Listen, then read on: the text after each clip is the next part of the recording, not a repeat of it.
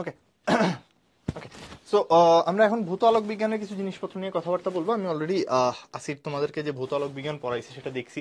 So সে অনেক ডিটেইলে সবকিছু মোটামুটি এক্সপ্লেন করছে। আমি জাস্ট তাইলে থিওরিগুলাতে একটু টাচ দিয়ে দিয়ে অঙ্কগুলা বুঝাই যাবো। সো ভয় পায় না, আমি অবশ্যই সবকটা জিনিস রিকল করানোর চেষ্টা করবো। জাস্ট আমরা একটু আগাইতে থাকি আর কি, ঠিক আছে? আটকে বসে থাকার কোনো কারণ নাই। আচ্ছা, সো ছোট ছোট কয়েকটা জিনিস ক্লিয়ার করে দেওয়া। তড়িৎচুম্বকীয় তরঙ্গ জিনিসটা কি ছিল তোমাদের যদি মনে থেকে থাকে, যে ইএম ওয়েভের মধ্যে আমরা একটা ই ফিল্ড এবং বি ফিল্ড দুইটা জিনিস পাই। একটা ইলেকট্রিক ফিল্ড থাকে, আর একটা হলো ম্যাগনেটিক ফিল্ড থাকে, রাইট? আমরা এভাবে বলি বি দিয়ে ম্যাগনেটিক ফিল্ড দেখাই, ই দিয়ে ইলেকট্রিক ফিল্ড দেখাই। এরা পরস্পর লম্ব অবস্থায় থাকে, এরা পরস্পর লম্ব অবস্থায় থাকে, আর এরা ইনফেজ অবস্থায় থাকে, ঠিক আছে? এরা ইনফেজ অবস্থায় থাকে, অর্থাৎ একই সাথে উঠে একই সাথে নামে, সবার ল্যামডা সেম হয়, মানে দুইটা ফিল্ডের ল্যামডা সেম হয়, একই স্পিডে সামনের দিকে আগাইতে থাকে। তরঙ্গ কোন দিকে সঞ্চালিত হয় দেখো, আমি যদি এই ডিরেকশন বরাবর বলি ই আছে, এই ডিরেকশন বরাবর যদি বলি বি আছে, তাহলে দেখো তড়িৎচুম্বক তরঙ্গটা অ্যাকচুয়ালি অগ্রসর হইতেছে এদিক বরাবর। অর্থাৎ তরঙ্গ সঞ্চালনের যে বেগ সি বলি আমরা, যেটাকে আলোর বেগ, আলোই তো আসলে তড়িৎচুম্বকীয় তরঙ্গের একটা অংশ। আমরা যে আলো দেখি সেটা তো তড়িৎচুম্বকীয় বর্ণালীর একটা ছোট্ট অংশ মাত্র। সো সি অ্যাকচুয়ালি থাকে সামনের দিকে, সামনের দিকে আগাইতে থাকে। আচ্ছা, সো এই যে এখানে ছোট্ট কয়েকটা তরঙ্গের বেসিক লাগে। দশা পার্থক্য এবং পথ পার্থক্যের মধ্যে সম্পর্ক কি? দশা পার্থক্য আর পথ পার্থক্যের মধ্যে এরকম একটা সম্পর্ক ছিল, তোমাদের আশা করি মনে আছে, delta is equal to 2 pi over lambda into x, যেখানে এই যে ডেল্টাকে আমরা বলতেছি দুইটা বিন্দুর দশা পার্থক্য, এটাকে বলতেছি দশা পার্থক্য, আর এই যে এক্সটা আছে, এক্সটাকে আমরা বলতেছি হলো পথ পার্থক্য। আচ্ছা, ছোট্ট করে আরো একটা দুইটা কথা বলবো এখানে। তার মধ্যে একটা হলো পয়েন্টিং ভেক্টর, পথ পার্থক্য। প্রথমে যেটা জানা দরকার পয়েন্টিং ভেক্টরের ক্ষেত্রে, পয়েন্টিং ভেক্টর জিনিসটা কি? ঠান্ডা মাথায় বললে, ঠান্ডা মাথায় বলতে খুব সহজ সংজ্ঞায় বলতেছি আর কি। এটা বলতে বোঝায় একক ক্ষেত্রফলের মধ্যে দিয়ে একক সময়ে, এটা ডিরাইভেশন আমরা দেখাবো না অবশ্যই, একক ক্ষেত্রফলে একক সময়ে তোমার প্রবাহিত মোট শক্তির পরিমাণ কত? প্রবাহিত শক্তির পরিমাণকে আমরা বলি হইল গিয়ে পয়েন্টিং ভেক্টর, সোজা সাপটা হিসাব। এটা হলো তার সিগনিফিকেন্স, ফিজিক্যাল সিগনিফিকেন্স। এটার একটা দিক আছে। পয়েন্টিং ভেক্টর একটা ভেক্টর কোয়ান্টিটি, ঠিক আছে? এটা একটা ভেক্টর কোয়ান্টিটি, তাইলে তার দিক আছে।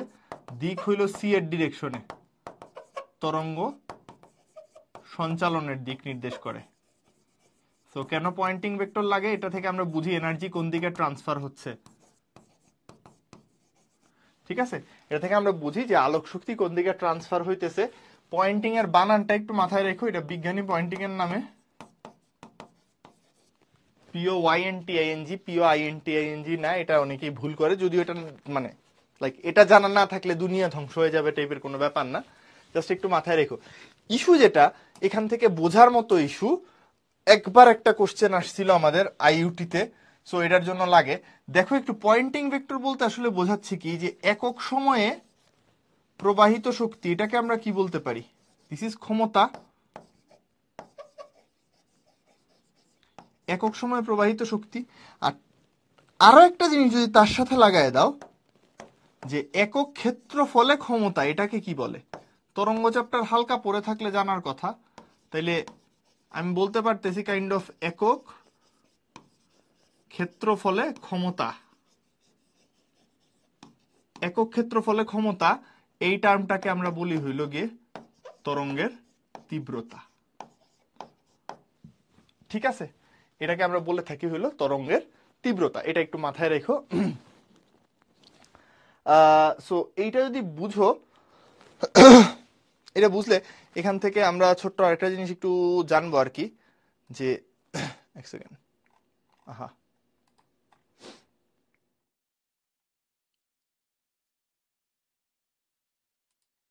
ওকে, সো যেটা বলতেছিলাম যে এই যে তীব্রতা, তাইলে এখান থেকে একটু দেখো পয়েন্টিং ভেক্টরের রাশিমালা হইলো এরকম।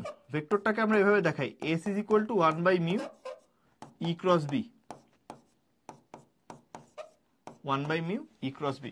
সো এই হইলো গিয়ে তোমার পয়েন্টিং ভেক্টরের ফর্মুলা। দেখো ইলেকট্রিক ফিল্ড এবং ম্যাগনেটিক ফিল্ড দুইটাই চেঞ্জ হয়, ঠিক আছে, বিভিন্ন সময় বিভিন্ন রকম। সো বেসিক্যালি পয়েন্টিং ভেক্টর তোমাকে যে মানটা দেয় সেটা হলো ইনস্ট্যান্টেনিয়াস তীব্রতা কত, ঠিক আছে। পয়েন্টিং ভেক্টর থেকে যেটা পাও সেটা হলো কোনো একটা সার্টেইন পয়েন্টে, কোনো একটা বিন্দুতে কখনো তীব্রতা কত হবে পার্টিকুলার কোনো একটা মোমেন্টে। বাট আমরা যে তীব্রতার সাথে পরিচিত গড় তীব্রতা যেটা, ঠিক আছে, গড় তীব্রতায় যদি যাই, average intensity I average is equal to same, এই পি বাই এই তো বুঝাচ্ছি, ক্ষমতা by area. This is basically pointing ভেক্টরের অ্যাভারেজ হয়, ঠিক আছে। পয়েন্টিং ভেক্টরের অ্যাভারেজ, যেটার মান ঠাডা মুখস্থ করে ফেলবা, ঠিক আছে। তোমার পয়েন্টিং ভেক্টরের অ্যাভারেজ মান, এটার প্রুফ তোমার জানা লাগবে না, জাস্ট এইটুক সূত্র epsilon naught C square, just এটা মাথায় রেখে দিবা, ঠিক আছে। এইটুক যে জিনিস যদি মাথার মধ্যে মুখস্থ রেখে দিতে পারো, এটা কই থেকে আসছে জানার দরকার নেই, বইয়ের মধ্যে নাই। এই একটা সূত্র একটু মনে রাখতে হয় খালি। এটা ডেরিভেশনে আমি অবশ্যই যাব না, কোনো এক সময় পাইলে ইউটিউবে এমনি দেখি তোমাদের জন্য করে দেওয়া যায় কিনা, সেটা আমি করে দিব না, তখন ওইখান থেকে দেখতে পারবো। So it's nothing fancy, so এটা না জানলেও চলে, জাস্ট এটুক মনে রাখো, এনাফ। অঙ্ক করবো। সো অঙ্ক কি বলছে, the light from a 10 milliwatt laser, 10 milliwatt laser is concentrated on a 2 millimeter square area. তাইলে আমার পাওয়ার দেওয়া আছে, এরিয়া দেওয়া আছে, what is the maximum value of corresponding sinusoidal electric field. So এটা কেন লাগতেছে, এই যে একটু আগেই দেখলাম, এস এভারেজ যেটা, that is basically P by A is equal to, আমরা এখান থেকে পাই half epsilon naught c E naught square, ঠিক আছে। ই নট মানে ওইখানে ই বলতে অ্যাকচুয়ালি আমি আগের স্লাইডে ই নট বুঝাইছিলাম, মানে ইলেকট্রিক ফিল্ডের হাইয়েস্ট মানটা, সর্বোচ্চ মান। বা লিমন জিজ্ঞেস করছো বি এর পরিবর্তে এইচ হয় কখন। দেখো বি আর এইচ হইলো ম্যাগনেটিক ফিল্ডকে দেখানোর দুইটা আলাদা আলাদা কোয়ান্টিটি আর কি। বি আর এইচ এর মধ্যে সম্পর্ক হইলো এটা, B is equal to mu H, mu H. So S কে তুমি চাইলে এভাবে দেখাইতে পারো, 1/μ, সরি 1/μ ই ক্রস বি, অথবা 1 মানে বি বাই মিউ, তাইলে কি হয় এইচ, অর্থাৎ ই ক্রস এইচ। একটা হলো চৌম্বক ফ্লাক্স ঘনত্ব, আর একটা হলো গিয়ে চৌম্বক প্রাবল্য। দুইটা মান একটু মনে রাখতে পারো, একটা ম্যাগনেটিক ফ্লাক্স ডেন্সিটি, আর একটা হলো গিয়ে তোমার magnetic field intensity. So same thing, মানে সেম থিং বলতে যেটা ভাল লাগে সেটা ইউজ করবা। তোমার কাছে জানতে চাইছি ইনটের মান কত, ইনট সমান তাইলে কত আসে, আমরা একটু বাইর করে ফেলতে পারি এখান থেকে। দেখো সবকিছুর ভ্যালু তোমাকে দেওয়া আছে, বসায় দাও জাস্ট। পাওয়ার কত দেওয়া আছে, সোর্স পাওয়ার 10 মিলিওয়াট, সো 10 ইন্টু 10⁻³ এরিয়া কত দেওয়া আছে, 2 মিলিমিটার স্কোয়ার, 2 ইন্টু 10⁻⁶। আর ইপসাইলন নটের মান দেওয়া আছে তোমাকে 8.854 10⁻12, 854 10⁻12, যাতে সবার মান সেম আসে। সি এর মান তোমার মিউ নট লাগবে না, জাস্ট সি বসায় দাও, 3 ইন্টু 10⁸। তুমি জাস্ট ডিরেক্ট সি বসাও, দেখো ইপসাইলন নটের মান কত চলে আসে। আমরা একটু এখান থেকে বাইর করার চেষ্টা করি। 2p 2 into P P P P P মানে হইল গিয়া 10 into 10⁻³ divided by area 2 10⁻⁶ into epsilon naught 8.854 10⁻12 into 3 into 10⁸। Answer আসতেছে 3.76 10⁶, sorry 3.76 into 10⁶ volt per metre. কাহিনী শেষ। নিউটন পার কুলম্ব লিখতে পারো, একই জিনিস। সো এটাকে চাইলে কি লিখা যাইতে পারে দেখেন তো, আমি কি কিছু ভুল লিখছি, কোনো ডাটা একটু জাস্ট চেক করে নিই। যদি ভুল লিখে থাকি আর কি। 10 × 10⁻³ মিলি ওয়াটকে ওয়াটে নিলাম, মিলিমিটার স্কোয়ারকে মিটার স্কোয়ারে নিয়ে আসলাম 8.854, half epsilon naught C square. So সব রুট করে নিই আনসারকে, রুট ওভার আনসার 1940 আসে, এই সরি রুট করে নিই।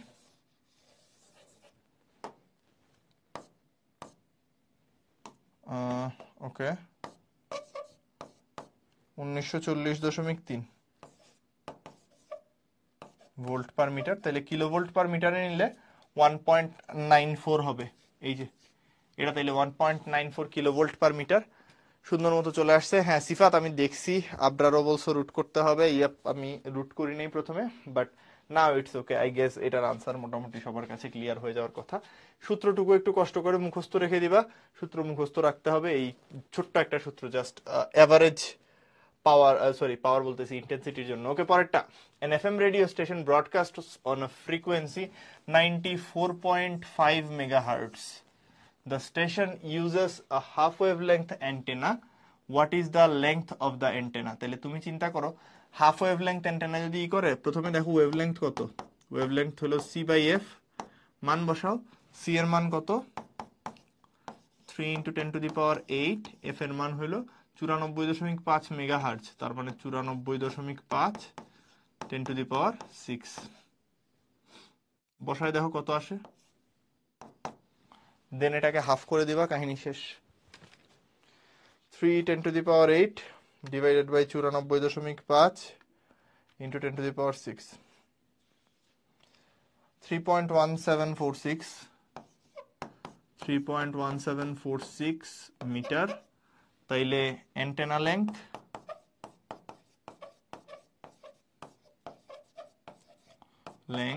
ইজ ইকুয়াল টু λ/2, অর্থাৎ এটাকে 2 দিয়ে ভাগ করে দিব 1.5873 1.5873 মিটার। ঠিক আছে, আনসার ডান, পারা গেল এটা। Okay good, 1.5873 answer C number. এই যে আমরা দেখতে পাচ্ছি আবরার আমাদেরকে আনসার অনেক আগে বলে দিছে, থ্যাংক ইউ আবরার আনসার বলে দেওয়ার জন্য। পরে চলে যাব তাইলে এই question, how much phase difference is created when an electromagnetic wave of frequency 1000 megahertz travels a distance of 10 centimetre. 10 centimetre দূরত্বে এটা কত হয়? তাইলে প্রথমে একটু ল্যামডা লাগবে, ল্যামডা সমান c/f। এটা যদি বুঝি তাহলে দেখো আমার কাছে জানতে চাচ্ছে যে ফেজ ডিফারেন্স কত হবে, delta equals to 2 pi by lambda, তার মানে c/f ইন্টু এক্স। মান বসায় দাও, twice pi F by C into X, twice pi into F কত ছিল বলছে হলো 1000 মেগাহার্টজ। তাহলে 1000 into 10⁶ divided by 3 into 10⁸ into X কত 10 সেন্টিমিটার, সো 10 ইন্টু 10⁻²। বসায় দাও সবকিছু, দেখো ডেল্টা কত আসে। আনসারটা রেডিয়ানে আসবে, এটা মাথায় রেখো। So 2 pi into 1000 into 10⁶ into 10 into 10⁻² divided by 3 into 10⁸। Answer হলো 2/3 pi radian, 2/3 pi radian. That's it. এটা দিলে তোমার ফেজ শিফট ক্রিয়েট হবে, এটা সোজা জিনিস। ব্যতিচারের আলোচনায় চলে যাব আস্তে আস্তে। সো ব্যতিচারের পুরা ঘটনাটা শুরু হয় আসলে কই থেকে? ব্যতিচারের কথাবার্তা আমরা পাই হইল এখান থেকে যে তোমার যখন উপরিপাতন ঘটে, তোমরা নিশ্চয়ই উপরিপাতনের ঘটনা শুনছো, যে দুইটা তরঙ্গ একটা আরেকটার সাথে যখন একসাথে একই জায়গায় অবস্থান করে তখন তারা প্রত্যেকের নিজের নিজের ক্যারেক্টারিস্টিক্স ধরে রেখে তোমার কণাটার উপর কাজ করতে পারে। অর্থাৎ ওয়াই সমান আমরা বলি হইল y1 প্লাস y2। সো এই যে তারা মিলিত হইতেছে, কোথাও কোথাও এরা হইল গিয়ে সমদশায় মিলিত হয়ে যায়। সো যখনই সমদশায় মিলনটা ঘটতেছে, এখানে যখন আমরা উপরিপাতনের কথা বলতেছি, যখন সমদশায় মিলিত হয়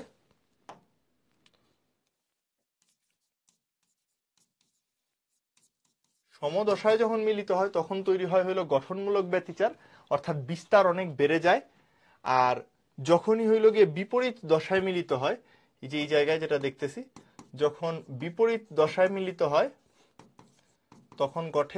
তখন ঘটে যায় হইল গিয়ে তোমার ধ্বংসাত্মক ব্যতিচার। সো বেসিক্যালি এই উপরিপাতনের ফলে ব্যতিচার ঘটনাটাকে আমি এক্সপ্লেন করতেছি। এই উপরিপাতনের ফলে আমার এখানে দেখো তীব্রতার একটা পর্যায়ক্রমিক হ্রাস বৃদ্ধি তৈরি হয়। তীব্রতার একটা পর্যায়ক্রমিক হ্রাস বৃদ্ধি মানে আস্তে আস্তে বাড়ে, তারপর কমে, তারপর আবার বাড়ে, তারপর আবার কমে, এরকম করে। সো এই তীব্রতার আবার কেন পর্যায়ক্রমিক হ্রাস বৃদ্ধি, আমি তো বলতেছি ওয়াই চেঞ্জ হয়, তার কারণ তীব্রতার রাশিমালা হয়তো তোমাদের মনে আছে, I is equal to 2 pi square F square S square rho into V. So এইখানে সব মনে থাকলে যেটা মনে রাখা সব থেকে বেশি জরুরি, অ্যাটলিস্ট এই চ্যাপ্টারের জন্য, I is proportional to A square. এটা মনে রাখা খুবই খুবই গুরুত্বপূর্ণ, মনে রাখো I is proportional to A square. So যখনই সমদশায় মিলিত হইতেছে, দেখো দুইটা সমদশায় মিলিত হচ্ছে মানে কি, উপরে উঠতেছে সময় এটাও উপরে উঠতেছে, নিচে নামতেছে সময় এটাও নিচে নামতেছে। তো সমদশায় গিয়ে বিস্তার অনেক বেড়ে যায়, অর্থাৎ আমরা বলতেছি যে এ ইজ ইকুয়াল টু হয়ে যায় হইল গিয়ে a1 প্লাস a2, মানে টোটাল বিস্তারটা হয় দুইটার যোগফল, ঠিক আছে। আর যখন হইল গিয়ে ধ্বংসাত্মক ব্যতিচার ঘটতেছে, তখন বেসিক্যালি বিস্তার যেটা হয়, বিস্তারটা হয়ে যায় হইল গিয়ে তোমার এদের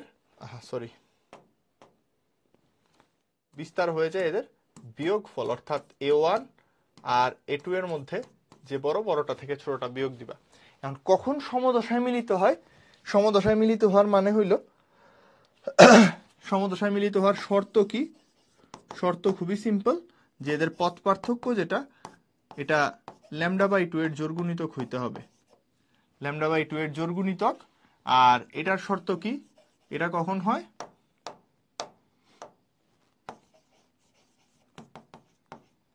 এটার শর্ত হইল গিয়ে x ইকুয়ালস টু বিজোড় সংখ্যক λ/2 হইতে হবে, 2n + 1 λ/2। তোমাদের অনেকেরই 2n + 1 - 1 নিয়ে কনফিউশন থাকে, ওইটা নিয়ে আমরা পরে কথা বলবো, আপাতত এটুক থাকি। ইভেন আসিরও অ্যাকচুয়ালি তোমাদের এই 2n + 1 - 1 এর কনফিউশন নিয়ে অনেকক্ষণ কথাবার্তা বলছে। সো আই গেস ওইখান থেকেও তোমরা অলরেডি বুঝে যাওয়ার কথা। তোমরা যদি নাইলে যদি কেউ মিস করে থাকো, বোর্ড রিভিশনের ক্লাসটা কিন্তু ম্যান্ডেটরি, এটা দেখে নিও, নাইলে এখান থেকে বুঝতে অসুবিধা হবে একটু। সো ব্যতিচারের কিছু আদ্যপান্ত গেল। একটা খুবই বিখ্যাত অঙ্ক, দুইটি সুসংগত উৎস থেকে নির্গত আলোর তীব্রতার অনুপাত হইল 4:25। তাহলে পর্দায় সৃষ্ট সজ্জায় সর্বোচ্চ সর্বনিম্ন তীব্রতার অনুপাত কত? নিশ্চয়ই মনে আছে, এই মাত্র সর্বোচ্চ আর সর্বনিম্ন তীব্রতা নিয়ে কথাবার্তা বলে আসছি। তার কারণ সর্বোচ্চ মানে হলো গঠনমূলক ব্যতিচার, সর্বোচ্চ মানে গঠনমূলক, সর্বনিম্ন মানে ধ্বংসাত্মক। সো একটু আগেই যেহেতু এটা দেখছি, সূত্র নিশ্চয়ই মনে আছে, গঠনমূলকে কি হয়? a is equal two a1 plus a2, এখানে হয় a is equal two a1 difference a2। So কাহিনী হইল, এখানে তোমাকে দেওয়া আছে কি, তোমাকে কিন্তু এখানে বিস্তার দেওয়া নাই, তোমাকে তীব্রতার অনুপাত দিয়ে দিছে। তাইলে চিন্তা করো, তোমাকে তীব্রতা থেকে বিস্তারে গিয়ে যোগ করে দেন আবার বলছে তীব্রতার অনুপাত কত। তার মানে আমি আসলে তীব্রতা থেকে যাব হইল বিস্তারে, ক্যালকুলেশন করব, ক্যালকুলেশন শেষ করে আবার তীব্রতায় ফেরত আসতে হবে আমার। আই গেস কাহিনী বুঝতে পারছো। এবং এটা পুরাটা যদি বুঝে থাকো কি হইছে, তাহলে দেখো বাকিটা সোজা, I is proportional to A square. তাহলে এখান থেকে আমি লিখতে পারবো I2 over I1 is equal to A2 over A1 whole square, I mean square। তাইলে এখান থেকে লিখতে পারতেছি A1 square by A2 square is equal to তোমার হয়ে যাবে হলো 25/4। জাস্ট উল্টায় দিলাম, তাইলে A1 by A2 সমান কত পাবো? এটা সমান পেয়ে যাবো 5/2। চিন্তা করো, আমার এবার দরকার কি, mx আর min, a1 প্লাস a2 করি, a1 মাইনাস a2 করি, তাহলে কি হয়ে যাবে? 5 + 2 5 - 2। তাহলে চিন্তা করো, এটা দিবে তোমাকে হইলো এ এর ম্যাক্সিমাম মান, এটা দিবে এ এর মিনিমাম মান। এটা কত 7 আর এটা হবে 3। তাহলে সিম্পলি চিন্তা করো, তুমি যদি এখানে এখন স্কোয়ার করে দাও, স্কোয়ার স্কোয়ার, তার মানে এটা হচ্ছে 49/9। বাট মজার জিনিস হইলো এই স্কোয়ারটাকে আবার কিসের রেশিও হিসাবে লেখা যাবে? দিস ইজ বেসিক্যালি তাইলে আই ম্যাক্স আর এটা হবে আই মিন। তাহলে কত হচ্ছে 49/9। That's it. সো এটা একটা বিখ্যাত অঙ্ক, মনে রাখতে পারো। এটা সাউন্ডের ক্ষেত্রেও আসে, এটা বেসিক তরঙ্গতেও আসে, এটা হইলো গিয়ে এখানে আলোর চ্যাপ্টারেও আসে। সো আশা করি এটা বুঝতে অসুবিধা হওয়ার কথা না। আবরার অনেক আগে আনসার দিছো, থ্যাংক ইউ আবরার আনসার দেওয়ার জন্য। এরপর চলে আসি আমরা ইয়ং এর দ্বিচির পরীক্ষায়। তোমাদের নিশ্চয়ই ঠান্ডা মাথায় সবকিছু মনে আছে। ঘটনা কি হইতো যে এদিক দিয়ে আমরা মনোক্রোমাটিক লাইট ফেলতাম, দুইটা ছোট ছোট স্লিট থাকতো, রাইট? এখানে একটা স্লিট আছে, এই যে এটা একটা স্লিট। ওকে ওকে, সো এটাকে আমরা বলতেছি একটা স্লিট। স্লিট মানে হলো চির। এখানে আরেকটা স্লিট, রাইট? এটা আরেকটা স্লিট। এই দুইটা স্লিট দিয়ে আমরা হলো মনোক্রোমাটিক লাইট ফেলতাম, তার ফলে পর্দা যেটা আছে এটা তাইলে আমাদের পর্দা। এই পর্দার মধ্যে হইল গিয়ে সাদা কালো ডোরা পট্টি সৃষ্টি হইতো।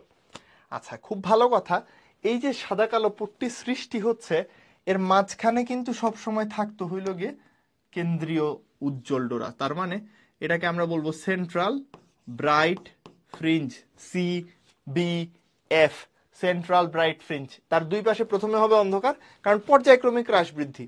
সেন্টারে bright dark bright dark bright dark, এভাবে করে যাইতে থাকবে। তুমি স্ট্রাকচার দেখো তাইলেই বুঝতে পারবা। সো বেসিক্যালি এটা হবে ফার্স্ট ব্রাইট, এটা হবে সেকেন্ড ব্রাইট, এবং পুরা জিনিসটা যেহেতু সিমেট্রিক, তার মানে এদিকে এটা হবে ফার্স্ট ব্রাইট, এটা হবে সেকেন্ড ব্রাইট, এবং দুই পাশে যা দেখতেছো পুরোটা সিমেট্রিক্যালি ছড়াইতে থাকবে। যদি সিমেট্রিক্যালি ছড়ায় তাহলে এখান থেকে আমরা লিখতে পারবো কি, এইটা হবে আমার তাহলে ফার্স্ট ডার্ক, এটা হবে second dark, this is your first dark, this is second dark. So এরকম একটা পট্টির স্ট্রাকচার সৃষ্টি হবে আর কি। মানে এটাকে আমরা বলি হইল গিয়ে ঝালর, এটাকে ঝালর বলা যেতে পারে, ঠিক আছে? বা অনেকে ব্যতিচার সজ্জা বলে। এই সরি, বানান ভুল লিখছি।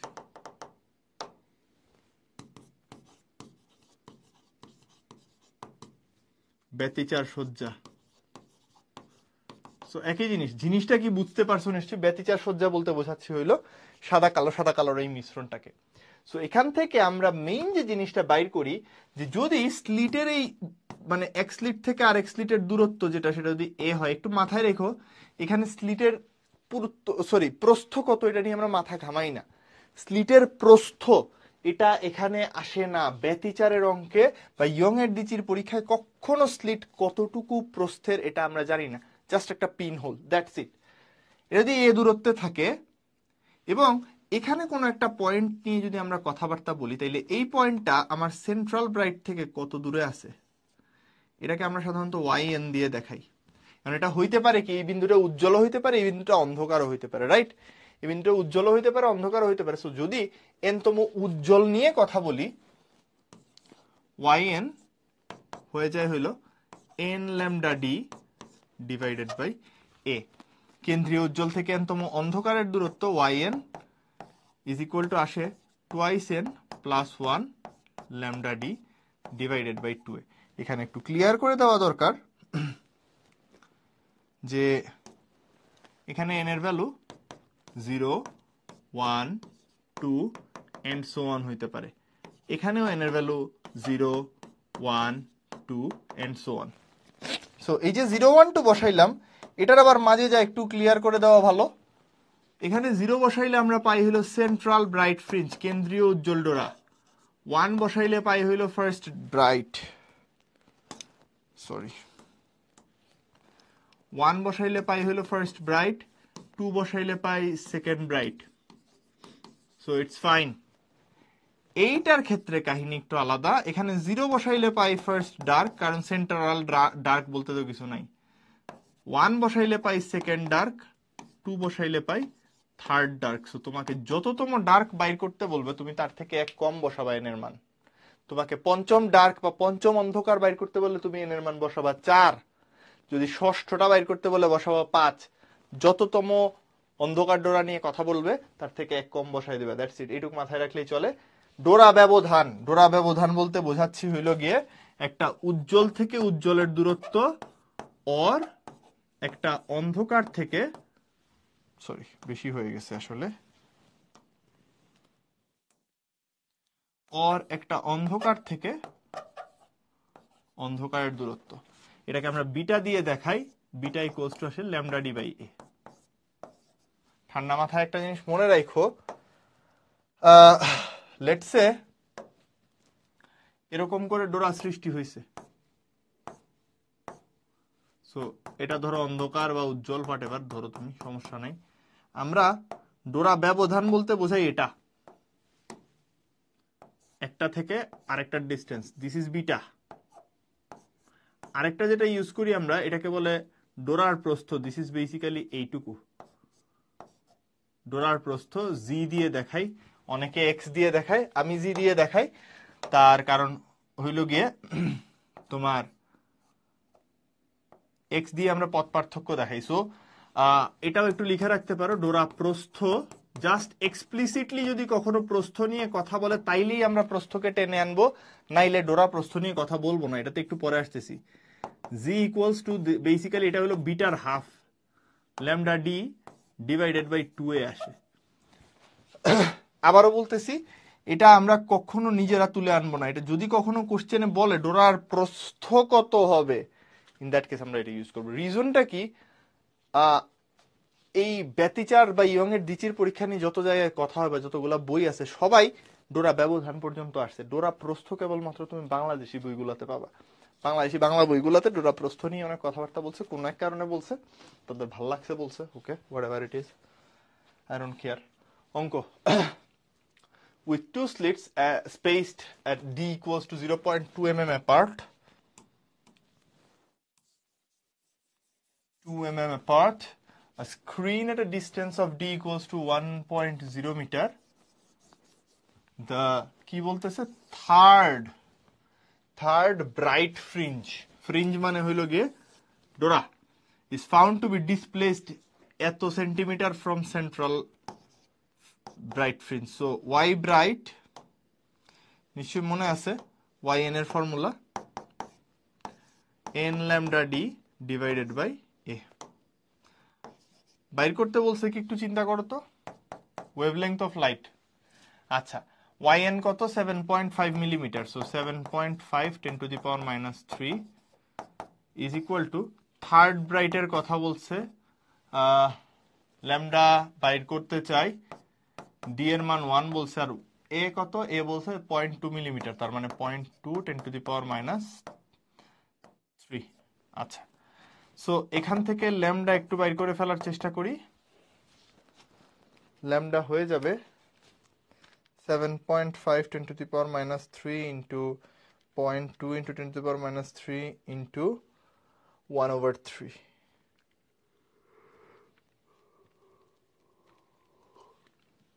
Okay, answer আসছে 500 10 to the power -9, 500 into 10 to the power -9 metre, তার মানে 500 ন্যানোমিটার। খুবই সুন্দর আনসার আসছে, আমার ভালো লাগছে। বি নাম্বারটা তাইলে, সরি, বি নাম্বারটা তাইলে আমাদের কারেক্ট আনসার, এটা নিয়ে কারোর কোনো সন্দেহ নাই, সলিউশনে সমস্যা থাকার কথা নাই। ওকে গ্রেট, আমি অলরেডি দেখতে পাচ্ছি তোমরা অনেকে আনসারও দিচ্ছ বি, গ্রেট।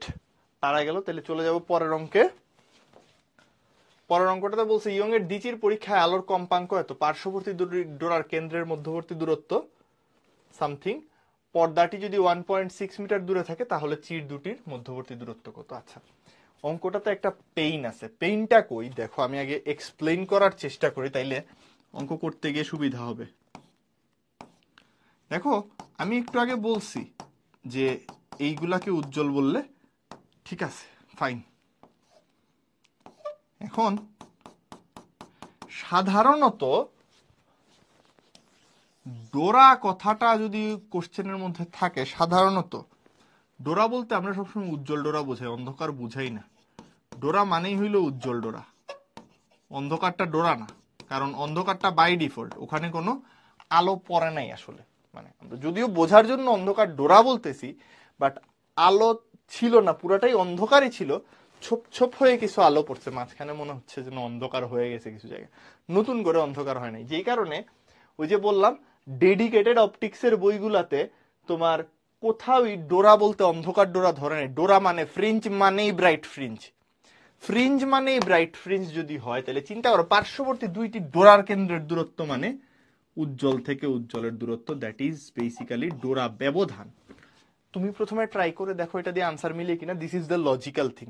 লজিক্যাল অ্যাপ্রোচ করে দেখছি, আমি জানি না আনসার মিলবে কিনা, বাট আমি লজিক্যালটা করে দেখতেছি যে আনসার মিলে কিনা। ল্যামডা ডি বাই এ করবো, আনসার কত হয় দেখি একটু।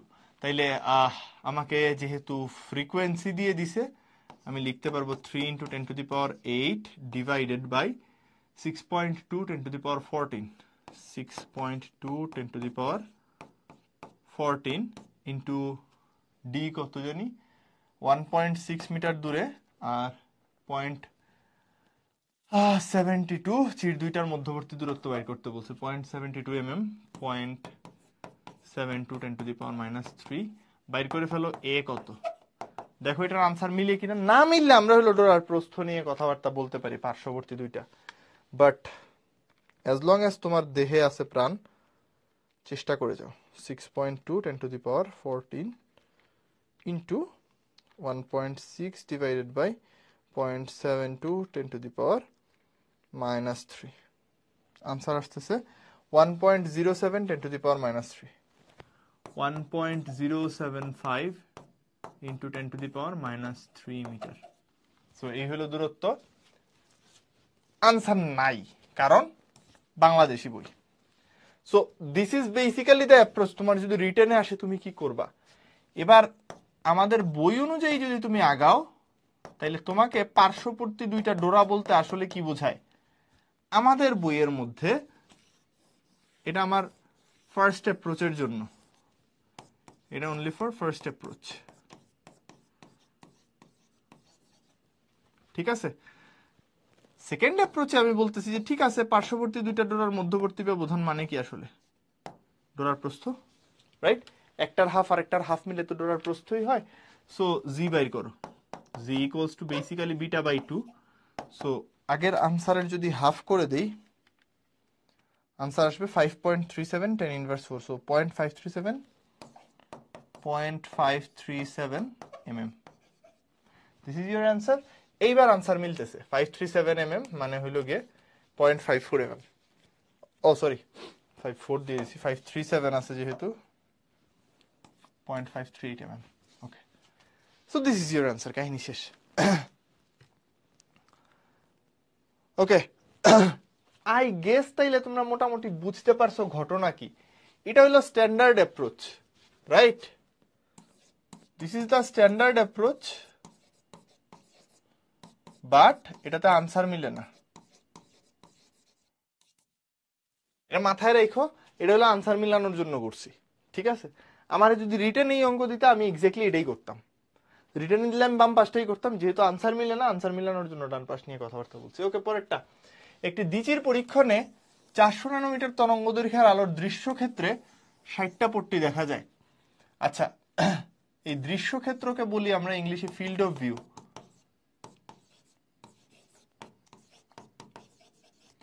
ওকে, এফওভি বলে। 600 ন্যানোমিটার তরঙ্গ দৈর্ঘ্যের আলোর একই দৃশ্য ক্ষেত্রে পট্টির সংখ্যা কত হবে? জাস্ট খুবই সিম্পল একটা জিনিস, যে ধরো এরকম করে যদি পট্টিগুলা থেকে তোমার সরি চিরগুলা থেকে আলো যায়, দৃশ্যক্ষেত্র মানে কি হাইয়েস্ট যত দূর পর্যন্ত গিয়ে আলো একসাথে পরিপাতিত হইতেছে, আমি সেখানে ঝালর টালর দেখতেছি। সো আমার কথা হইলে যে লাস্ট পয়েন্টটাতে তার যে থিটার ভ্যালু এটা তো ফিক্সড, তরঙ্গ দৈর্ঘ্য সেম থাকুক চেঞ্জ হোক হোয়াট এভার যাই হোক না কেন প্রত্যেকটা কেসেই তার এই লাস্ট পয়েন্টের জন্য থিটাটা fixed, this theta is constant. এবং যদি এটা কনস্ট্যান্টই হয়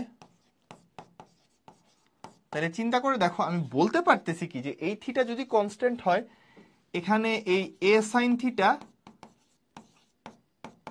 ইজ ইকুয়াল টু কনস্ট্যান্ট। এখন কাহিনী হলো লাস্ট যে ডোরাটা হবে, লাস্ট ডোরাটার জন্য এই সাইন থিটা সমান কি বলি আমরা, এন ল্যামডা। সাইন থিটা সমান এন ল্যামডা, তাহলে এই এনটা হলো লাস্টটার নাম্বার,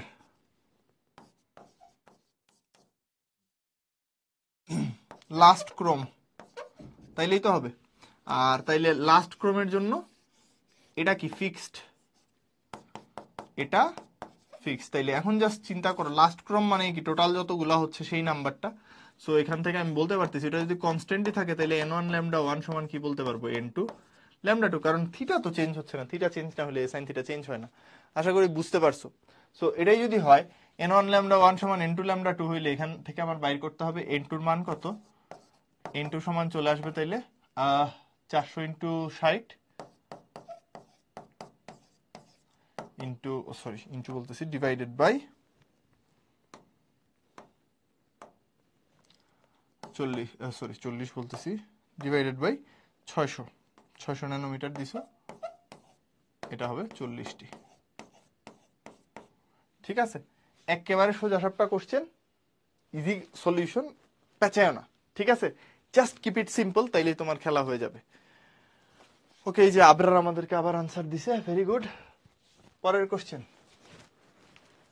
বলছে কি ইয়ং এর ডিচির পরীক্ষায় হলুদ বর্ণের আলো ব্যবহার করলে 0.1 সেন্টিমিটার প্রস্থের পট্টি পাওয়া যায়। তাইলে দেখো ক্লিয়ারলি তোমাকে কি শব্দ বলছে এখানে, প্রস্থ। তাইলে আবার অজানা ভিন্ন তরঙ্গ দৈর্ঘ্যের একটি আলো ব্যবহার করলে পর্দায় এত সেন্টিমিটার প্রস্থের পট্টি পাওয়া যায়। অজানা আলোর তরঙ্গ দৈর্ঘ্য কত? তাহলে প্রথমে এখান থেকে এইটুক বুঝো, চেঞ্জ করছে কোন জিনিসটা, জাস্ট তরঙ্গ দৈর্ঘ্য চেঞ্জ করে প্রস্থ চেঞ্জ করছে। জি সমান কি ল্যামডা ডি বাই 2a। তাহলে এখান থেকে এইটুক বুঝতে পারতেছো, বাকি সব যদি সেম থাকে G two by G one সমান হইল গিয়ে lambda two by lambda one. তোমার কাছে জানতে চাচ্ছে কি অজানা আলোর তরঙ্গ দৈর্ঘ্য কত, lambda two is equal to G two. জি টুর মান কত তোমার, প্রস্থ 0.08 divided by 0.1 into lambda one কত ছিল 5.89 10 ইনভার্স 5, 5.89 10 ইনভার্স 7 হবে মিটারে নিলে এত মিটার। সো দেখে নাও একটু, 0.8 into 5.89, 4.712 into 10 to the power -7 metre, মানে 471 ন্যানোমিটার বলা যেতে পারে, 471 ন্যানোমিটার বলা যেতে পারে। That would be the right answer. সমস্যা নেই আর কি, করলেই হয়, সোজা সাপটা অঙ্ক। ওকে, এতে কি বলছে, একটি বর্ণের আলো দিয়ে আলোকিত একটি দ্বিচির পরীক্ষায় চিরদ্বয় থেকে কিছু দূরে স্থাপিত পর্যায়ে ডোরা পাওয়া যায়। যদি পর্দাটিকে চিরের দিকে এত মিটার সরানো হয়, তাহলে এটা একটা বেশ কিউট জিনিস, পর্দাকে যদি এতটুকু সরানো হয় তাহলে ডোরার ব্যবধানের পরিবর্তন হয়। মাথায় রেখো, ডোরা ব্যবধানের চেঞ্জ হয়েছে, প্রস্থ কিছু না, ক্লিয়ারলি ডোরার ব্যবধানের কথা বলছে। তাহলে চিন্তা করো, beta two minus beta one সমান তুমি কি লিখতে পারবা, ল্যামডা বাই এ যদি কমন নাও D two minus D one, কারণ পর্দার দূরত্ব কমাইতেছো বাড়াইতেছো। সো এখান থেকে চলে আসতেছে delta beta is equal to lambda into delta D, মানে যতটুকু চেঞ্জ হচ্ছে lambda into delta D by A. So delta বিটার মান কত, ডোরার ব্যবধান 3 into 10 to the power -5 is equal to lambda, কই গেল, ও হ্যাঁ বাইর করব, ডেল্টা ডি বলছে পর্দাটাকে চিরের দিকে 5 into 10 to the power -2, 5 into 10 to the power -2 metre সরানো হয়েছে। এন্ড দেন এ তাইলে কত, চিরদ্বয়ের মধ্যবর্তী দূরত্ব 10 টু দি পাওয়ার -3। সো দেখা যাক ল্যামডা কত আসে, চলেন করে ফেলি। 3 into 10 to the power -5 into 10 to the power -3 into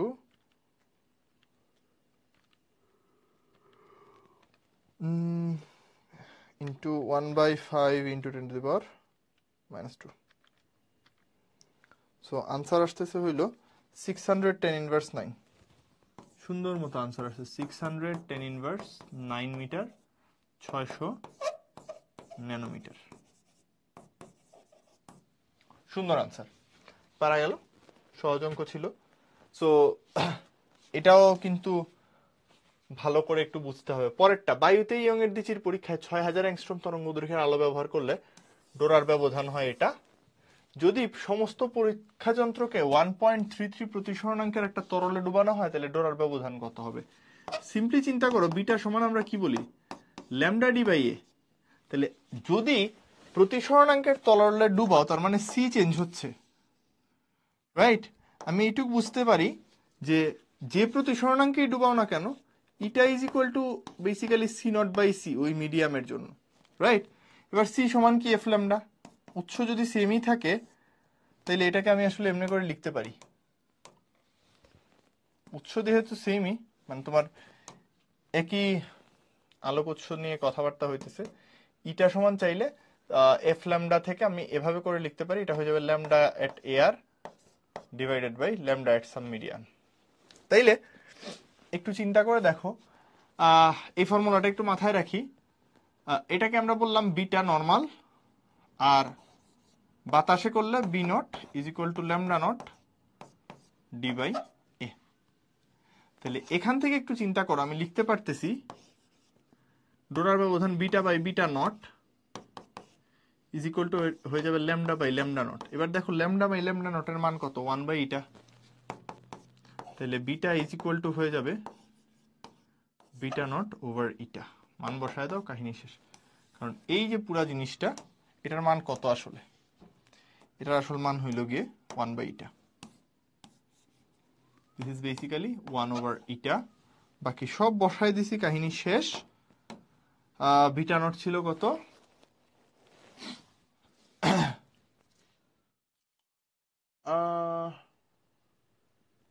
6000 বাদ, এই যে ডোরার ব্যবধান ছিল 2 millimetre, 2 divided by 1.33,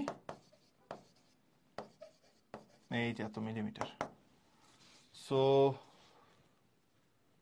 1.5 millimetre probably, যত দূর মনে পড়ে চেক করে নিতেছি। 2 বাই 1.33, ইয়েপ 1.5। সো 1.5 mm, দিন দুনিয়ার সব থেকে সোজা অঙ্ক, পারলাম এটা। এটা যদি হয়ে যায় তাইলে আমাদের আজকের লেকচারও এখানে মোটামুটি সমাপ্ত হয়ে যায়।